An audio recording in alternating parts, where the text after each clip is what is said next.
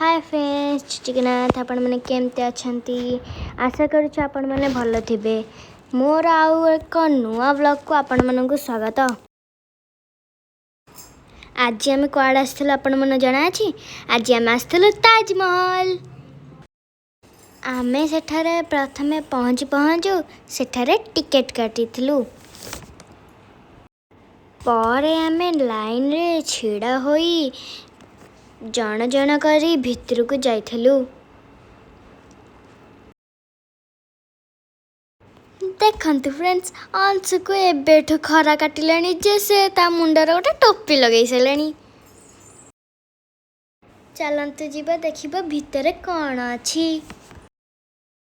देखंतु फ्रेंड्स हमें लाइन छिड़ा आइचु।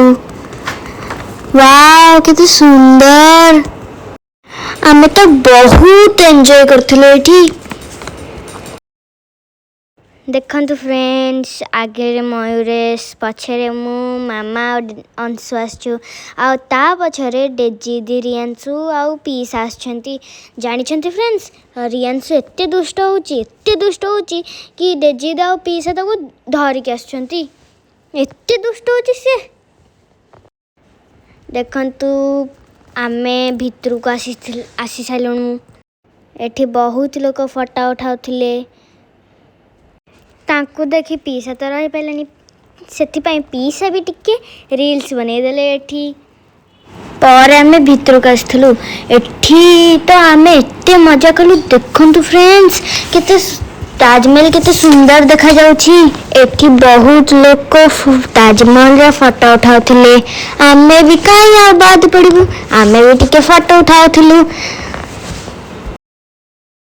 एठी मु मयूरेश डेजी दी आउ पूरा फैमिली आउ मु मयूरेश फोटो उठाउछु। एठी